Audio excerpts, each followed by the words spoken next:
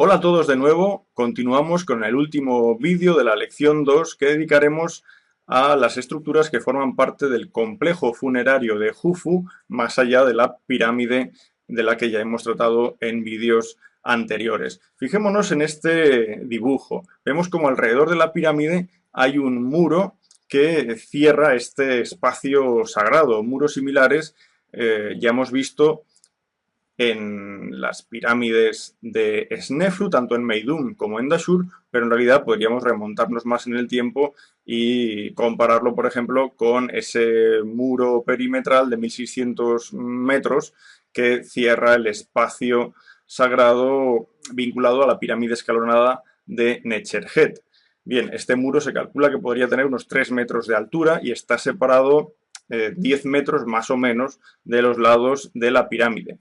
A ese muro se asocia en su lado este el templo funerario o templo alto, que es la auténtica comunicación entre el espacio de la pirámide y la rampa que desde su lado este nos conducirá salvando un desnivel de cerca de 38 metros, porque estamos en una meseta, quizás una meseta, recordemos, pues salvando ese gran desnivel podremos ir a través de la rampa hasta el llamado Templo del Valle o Templo Bajo, un templo situado en una posición baja que le permitía conectar mediante canales con el río Nilo. De todo esto hablaremos un poquitín después. Aparte, comentar también la presencia de 5 fosas para barcas funerarias, 2 en el lado sur, 2 en el lado este y otra tercera en el lado este, pero pegadita al lado norte de la rampa que conduce al templo del valle. Y aparte de esto también la presencia de una pirámide satélite dedicada al Ka del faraón, pirámide que fue descubierta en 1992 y que también nos lleva a otros ejemplos como los que vimos en el caso de Snefru en Meidum y los 2 de Dashur, pero también en el caso original, podríamos decir, de la tumba sur del faraón Necherhet en Saqqara. Y aparte, 3 pirámides, las llamamos pirámides de las reinas, de las que también haremos algún comentario después. Fijémonos ahora en la fotografía de arriba a la derecha. Vemos un muro, restos de un muro con la parte superior bordeada. En realidad, estos son restos de ese muro que comentaba antes que rodea toda la pirámide y que deja un espacio de 10 metros de anchura entre el muro y la propia pirámide. Pero en la fotografía de abajo vemos una imagen con una persona andando por una superficie de color negro. Es el suelo del templo funerario de Jufu, un suelo de basalto. Aquí en realidad se utilizaron varios materiales, basalto para ese suelo, pero también granito para los pilares y ya piedra caliza para el resto de la estructura.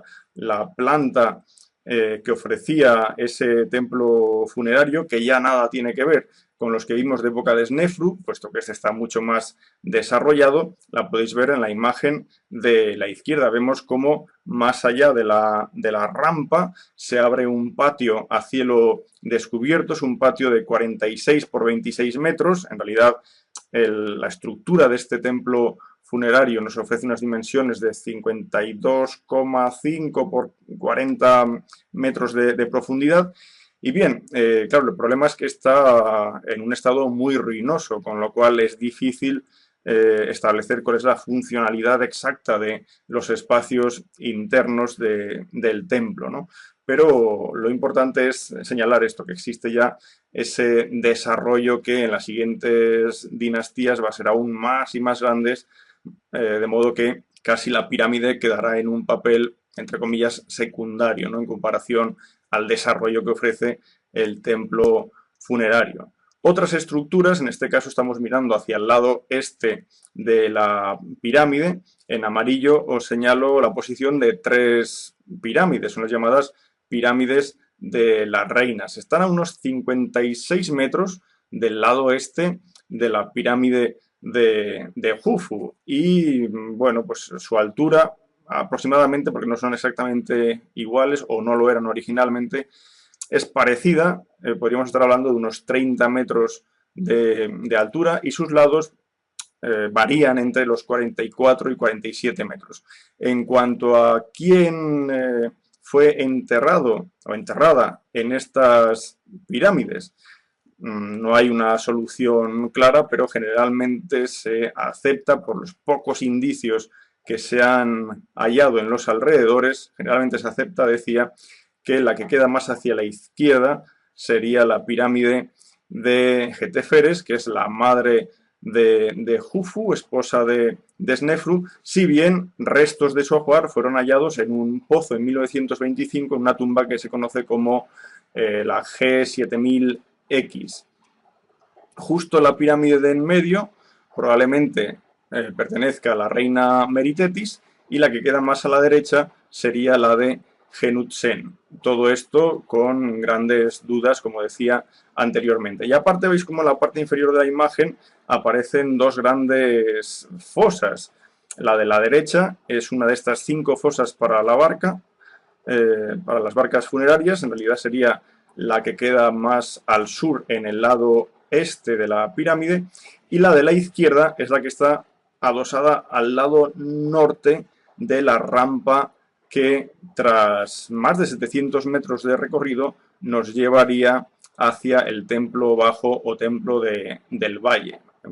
Es un templo cuyo conocimiento es muy reducido. Está bajo metros de depósitos de aluvión, está bajo una barriada de El Cairo, y por lo tanto solo unos sondeos, cuando se hicieron unas infraestructuras en el lugar, permitieron descubrir allí materiales como granito, etcétera, que hicieron deducir, ¿no?, que aquí se situaba realmente ese templo del valle.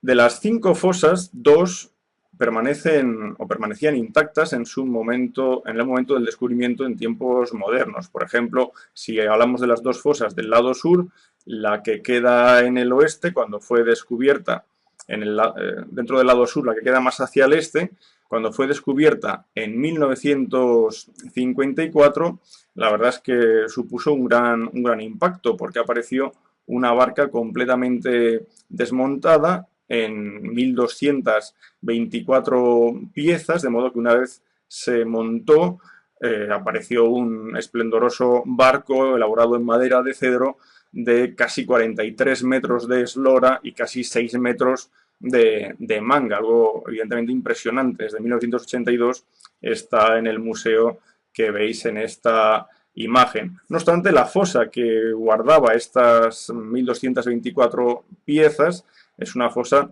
de un tamaño más reducido que el de la propia barca una vez montada. Es una fosa de 31 metros de longitud, poco más de 5 metros de profundidad, pero lo interesante es que las 41 losas que cerraban esta fosa, son losas entre 15 y 20 toneladas de peso, llevan muchas de ellas inscripciones del faraón Yedefra, que es el sucesor de Jufu. Por lo tanto, vemos cómo Yedefra fue el encargado de rematar, ¿no?, un poco el complejo funerario de Jufu.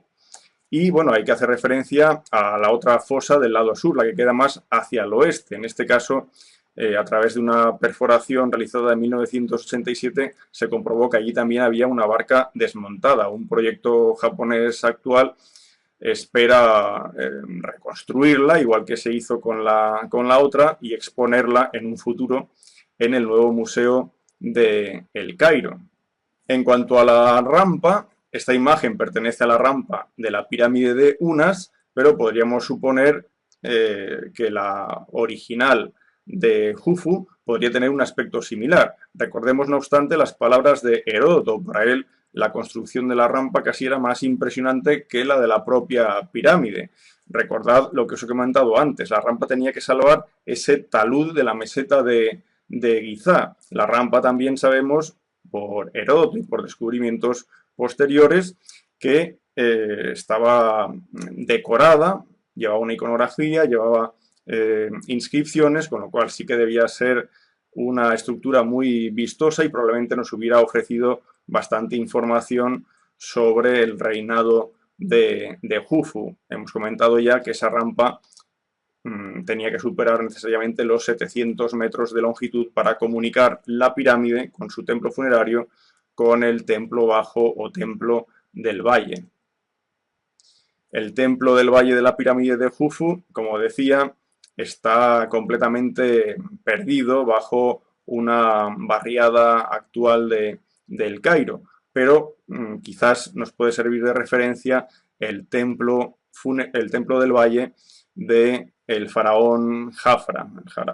Es el que vemos en esta imagen a la izquierda. Vemos perfectamente la rampa y su acceso al templo del Valle, un templo que presenta dos entradas y en cuyo interior sabemos que había más de una veintena de estatuas en diorita del faraón Jafra. Justo por delante del templo del Valle, tanto en el caso de Jafra como en el que comentamos de Jufu, debéis imaginar el llamado Ra-She, ese gran estanque que hacía las veces de puerto y que comunicaba a través de canales con el río Nilo. Bien, pues básicamente estos son los elementos principales del complejo funerario del faraón Jufu, a los que ahora tendríamos que añadir las necrópolis este-oeste. En la necrópolis este vimos, fijaros en la imagen, más allá de las pirámides de las reinas, a la derecha, vemos una gran cantidad de mastabas. La necrópolis este básicamente se dedica a familiares vinculados al faraón Jufu, mientras que la necrópolis oeste, que vemos a la izquierda de la gran pirámide, se vincula también a grandes funcionarios de su corte. En total, tumbas que se puedan fechar en la época de Jufu, entre el cementerio este y oeste, son más de 70. Y ya una última cuestión que quisiera mencionar en este vídeo es la relación que algún autor como Bobal ha querido establecer entre las tres estrellas del cinturón de Orión, es decir, Al-Nitak, Al-Nilam y Mintaka, con las tres pirámides principales de Giza, la de Jufu, Jafra y Menkaura. Fijaros en la línea que he trazado de color naranja en estas tres estrellas del cinturón de Orión. Vemos como Mintaka, que es la estrella que queda más a la derecha, la más débil, queda como desplazada de la línea. De modo que se puede establecer una similitud si hacemos la misma operación con las tres grandes pirámides de la necrópolis de Giza. Vemos como la pirámide más pequeña, que sería equivalente teóricamente a esa estrella Mintaka, queda además desplazada también exactamente igual que en el cinturón de Orión. Bueno, pues esto es la hipótesis de Bobal, decir que la llanura de Giza se hizo, o estas tres pirámides se hicieron en un proyecto unitario para reflejar lo que es ese cinturón de Orión en la Tierra, recordando en todo caso que Orión para los egipcios, o mejor dicho, Sag, es una forma del dios Osiris. Sin embargo, dicho esto, y aunque realmente parezca atractiva esta hipótesis, que después se ha desmadrado por completo en esa llamada correlación de Orión, buscando otras estrellas como Betelgeuse, Bellatrix, Rigel, Saif, también pertenecientes a Orión, con pirámides más allá de Giza, pues bien, aparte de esto, hay que señalar que realmente lo que vemos en Giza no es una alineación astronómica, podemos verificar una alineación topográfica, puesto que si cogemos los lados sureste de cada una de estas tres pirámides, de Jufu, Jafra y Menkaura, veremos cómo esta línea nos lleva justo hacia la ciudad de Yunu, es decir, la gran ciudad religiosa, la más importante del Egipto de la época de Jufu, Heliópolis. Eso por un lado. Y por otro lado, si hacemos una alineación hacia el norte quedaría en la parte inferior de la fotografía que estáis viendo, nos dirigiríamos exactamente hacia la ciudad de Gem, Letópolis. Gem, cuyo estandarte es una pata de toro, es decir, el Mesgetiu. Recordemos que en Mesgetiu la pata de toro es la constelación que equivale aproximadamente a nuestra osa mayor.